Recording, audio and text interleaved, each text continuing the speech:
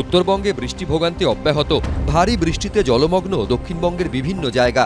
শুক্রবার পশ্চিম বর্ধমানের অন্ডালে একটানা বৃষ্টিতে জলের তলায় চলে যায় রেলের সাবওয়ে। জল থই থই অবস্থা হয় খনি অঞ্চলের। জল দাঁড়িয়ে যায় দুর্গাপুর পুরসভার একাধিক ওয়ার্ডে। দুর্গাপুর পুরসভার আমরা দাঁড়িয়ে রয়েছি 20 নম্বর ওয়ার্ড। এই 20 নম্বর ওয়ার্ডে দেখা যাচ্ছে যে প্রত্যেকটা বাড়ির ভিতরে এরকম বেডরুম থেকে সমস্ত রুম কিন্তু জল থই থই। প্রশাসক তো প্রশাসকের কাজ করছে, আমাদের এই জল যন্ত্রণা ভোগ করতে। কাউন্সিলর হলে আমাদের বলার জায়গা থাকে, বলতেও পারি একটা। এখন কাকে বলতে হবে, সেই ডিএমসি যেতে হবে বলতে আমাদের। জল জমে যায় আসানসোল, কুলটি ও রানীগঞ্জে। অঝোর ধারার বৃষ্টিতে ভেসে যায় পূর্ব বর্ধমানের কাটোয়া শহরও। কেন কাটোয়া শহর জলে ভাসছে তা খোঁজ নিতে গিয়েই পুরসভার একেবারে চক্ষু চড়ক গাছ।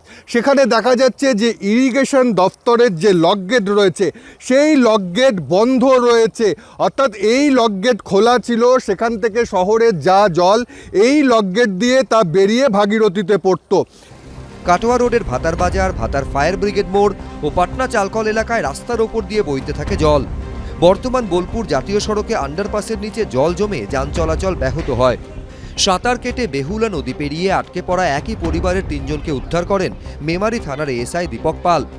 ভারী বৃষ্টির জেরে বাঁকুড়ার মানকানালি হয়ে রানীগঞ্জে যাওয়ার রাস্তাও বন্ধ হয়ে যায়। দুদিনের টানা বৃষ্টির ফলে দেখা যাচ্ছে যে গন্ধেশ্বরী নদীর জল মানকানালি সেতুর উপর দিয়ে বয়ে যাচ্ছে। দ্বারকেশ্বর নদের জলস্তর বেড়ে জলের তলায় চলে যায় ভাষা সেতু। বাঁকুড়া শহরের সঙ্গে জেলার বেশ কয়েকটি গ্রামের যোগাযোগ বিচ্ছিন্ন হয়ে পড়ে। একটানা বৃষ্টিতে ছাতনা ব্লকের ডাংরা নদীর জলস্তর বৃদ্ধি পাওয়ায় ভেসে যায় জামথল সেতু।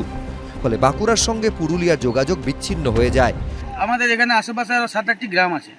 সেই গ্রামের মেন রাস্তা হচ্ছে এই রাস্তাটি।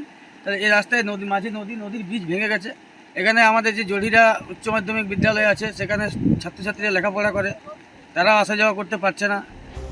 প্রবল বৃষ্টিতে জল জমে জনজীবন বিপর্যস্ত হয় জেলার মেজিয়া ও সোনামুখীতে। টানা ভারী বৃষ্টিতে জলমগ্ন হয়ে পড়ে দক্ষিণ 24 পরগনা জেলার একাধিক এলাকা। জল থই থই অবস্থা হয়ে যায় গঙ্গাসাগরে কপিলমুনি আশ্রমের চারপাশ। দুর্যোগের মধ্যেই বার্জের ধাক্কায় রায়চকের হুগলি নদীতে ভুটভুটি উল্টে তলিয়ে যান এক মৎস্যজীবী। নামখানা থেকে সাগরের চেমাগুড়ি যাওয়ার লঞ্চ পরিষেবা বন্ধ রাখা হয়। সুন্দরবনের সব যাত্রীবাহী লঞ্চ এবং মোটরবোটগুলির জন্য সতর্কতামূলক প্রচার করে প্রশাসন। এবিপি আনন্দ।